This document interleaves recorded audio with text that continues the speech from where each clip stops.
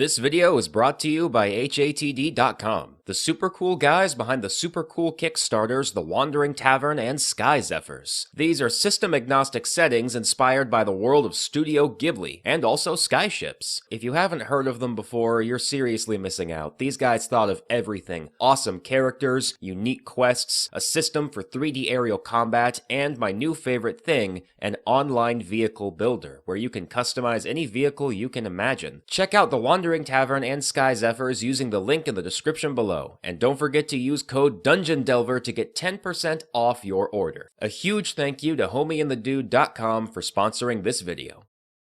The Forest Father is the eternal guardian of the forest. He is the god of all wild and untamed nature throughout Faerun. Priests and druids of the realms call him Silvanus, though he is known by many names.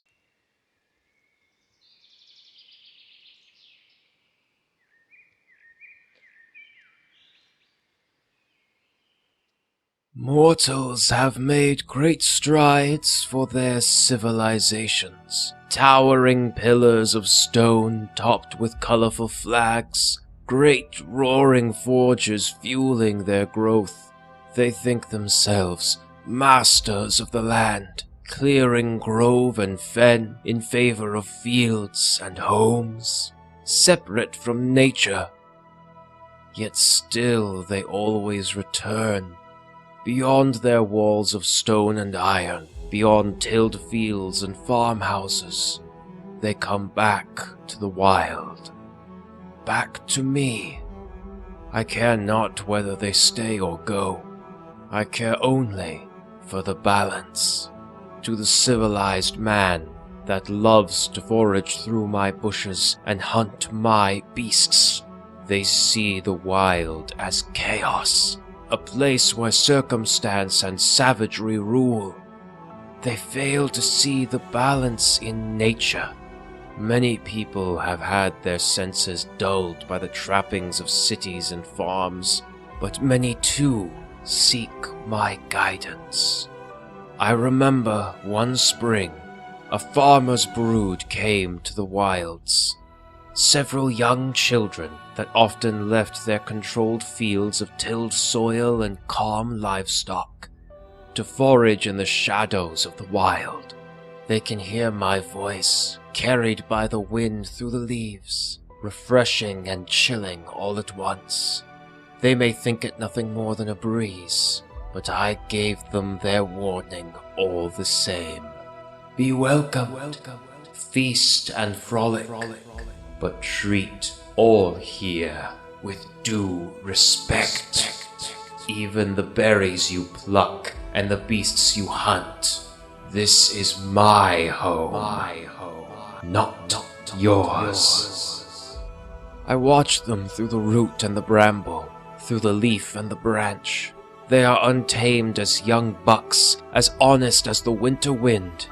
I was in a good mood that afternoon, and one child in particular dissuaded her elder siblings from carving their names into one of my trees with their steely knives. I can feel every berry they pluck to fill their baskets, and I can feel every scratch that knife would have made on this tree. I may like children, but it seems only one of them is worthy of my blessing. I emerged from the trunk of the tree she protected. A bearded man with an elderly face, flesh grey and fissured as old wood, a kindly, gleaming glow to my eyes. Oak Father. These words the child does not speak, she mouths them silently. I offer her my hand. She is hesitant, but takes it. I guide her through secret paths, to a plethora of berries and bees making honey. For the kindness you have showed my domain, I have told the bees to share with you their honey, and have made it so the blackberries here grow larger and sweeter.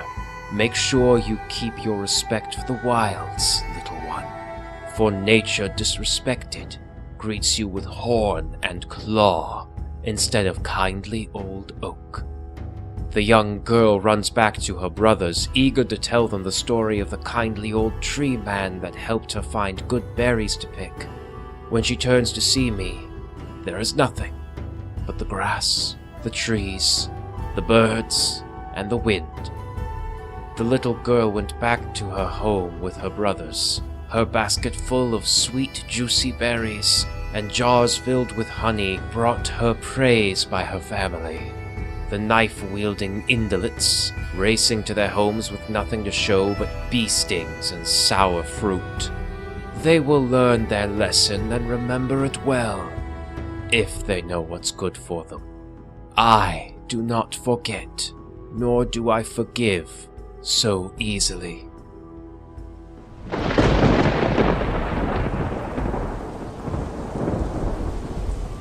There are other gods of nature. Hail kindly Maliki, who would argue, and often has, not to shed the blood of civilized mortals, to find other ways to drive back those brandishing the axe, the torch, and the spear.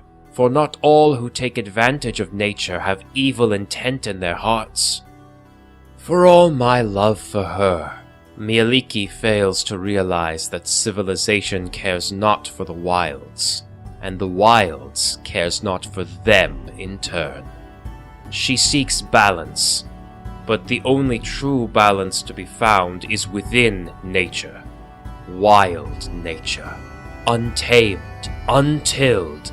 What hope do the simple beasts and mighty trees have against the bite of an axe? They have me, and I have them. Silvanus does not abide those who disrespect his domain. By thorn and poison, by fang and claw, nature will always protect itself. At times, mortals need reminding of this, such as a group of working men who came to my domain long ago. They were loggers, here to collect wood in exchange for coin. They strode through the woods of Sharp Teeth at the word of a local lord who wished to claim this land. The loggers were hired only to clear the trees, but that didn't stop them from killing beasts to eat in the evening. I was content to leave them be, perhaps send a warning or a storm to impede their progress, until they happened upon a grove which held my loyal followers, a druid circle that has revered me for centuries. They gave the trespassing loggers fair warning. The woods of Sharp Teeth were so named, for they had a tendency to bite back. In response, the loggers began to round up the druids, who refused to fight, refused to spill blood in my sacred places. Their axes hacked down both tree and druid that day. The felling of blood and oak was my call to arms. The blood of the druids was washed away into mud by a mighty storm, a herald of my retribution. I swing a mallet made of ironwood. It booms like thunder, the impact splitting the skull of one of the loggers. I tower over these servants of civilization, these invaders. I have a young man's face in this form, wrapped by antlers, with limbs much too long for any man or elf, eyes of amber slowly running as if they were made of melting tree sap. The loggers cry out in terror and in rage. They come at me with axe, torch, and spear. I swipe the mortals away with strength enough to crush the head of a giant. My voice rings out with the howling winds of a hurricane. You seek to destroy the wilds, to master them and bleed them dry like a spear-struck boar. But this forest is not yours to plunder. It is alive, and as all living things do, the forest will protect itself. The battle cries and defiant jeers of the charging loggers swiftly turn to screams, and their screams are swiftly overtaken by the howling wind and the booming thunder, until only one is left. He is a young man, no more than 17 winters. He begs for forgiveness, for my mercy. He had many excuses. He was young and knew no better. He needed coin. He had a family to feed. I grip his scalp, lifting it like a wolf lifting a pup, so that he may look me in the eyes. Do you feel the storm will stay their winds simply because the young plead them to? Do you think the bear protecting its den will not savage you simply because you have a family waiting for you? Nature cares not for young or old, for families or for lonely scoundrels. You expected your laws and position to protect you, but those things do not exist in my domain. In the wild, there is only one rule: survival of the fittest. You are not fit to be here, but still you challenge the wild, and by laws far older than your cities, that makes you nothing but prey.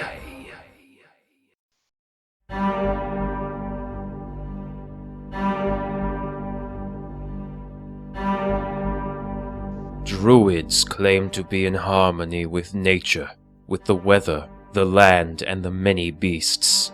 To achieve such power requires immense wisdom and immense sacrifice, as well as my guiding hand. For the wilds do not give up their secrets so easily. Being a druid of Silvanus is no easy task. Once each winter solstice, initiates like myself leave the grove for our final test, to find the essence of the wild. We are sent from the safety of our circles to wander the wilderness. We face hunger and heat, violent storms, freezing snowfall, and many creatures, both natural and unnatural, who seek to end our quest with claw and fang and venom and other things. Many of us do not survive this test. I grieve them, but I have to keep going, and I do. I keep going and going for days and days, the moon changing its face, until exhaustion drags me to the earth and hunger racks my mind. My eyes dart to the woods around me. The nature I once felt so at peace within was now an encroaching monster. Oh no, not a monster. The stomach of a monster. The belly of a god, digesting me. That's when I saw it. 2 white lights, beacons in the dark wood. I had to concentrate, focusing on those lights. A fresh wave of horror washed over me as I realized those were not lights. Those were eyes. Burning white eyes. Something was looking at me. Something was looking through me. Its body was the shape of a man with thick, dark fur. It had skin of bark, as if it was made out of branch and root. It bore the head of a great stag, with a set of antlers so immense as to be confused with tangled branches. Perhaps they were branches. Every time I blinked, it seemed as if the figure disappeared, becoming one with the surroundings, and then reappeared again. Some say I hallucinated this vision, but I know what I saw. The horned hunter. It gestured with fingers that twisted like bramble, ending in sharp talons like those of a hawk. Its voice spoke to my mind. It wasn't talking, but I could hear it. It sounded like the call of an elk, or the rustling leaves in the wind. I could read the land. North was the hardest direction to go, but I had to place my trust in the horned hunter. I turned back to look at him, but he was truly gone this time, if he was ever even there. I doubt he would have cared if I lived or died in my quest, but he still gave me guidance.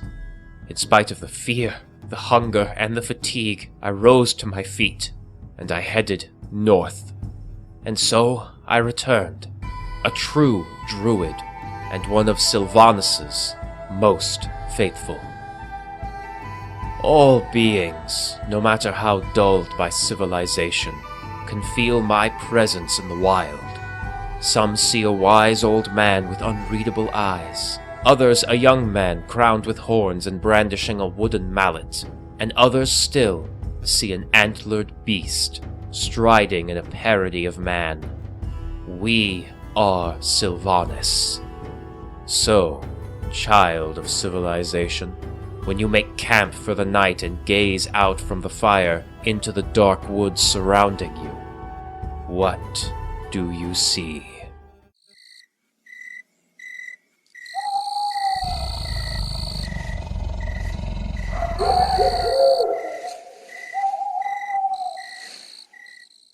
Thank you for watching, everyone. If you enjoyed this content and you want to go the extra mile to support the channel, then please subscribe, leave a like, leave a comment, and hey, why not become a patron? Where every month you get a brand new homebrew monster complete with stats, treasure, and combat tactics to use in your games, as well as early ad-free access to all my long-form videos. Thanks again for watching, check out other videos on the channel, and I'll see you in the next one. Cheers!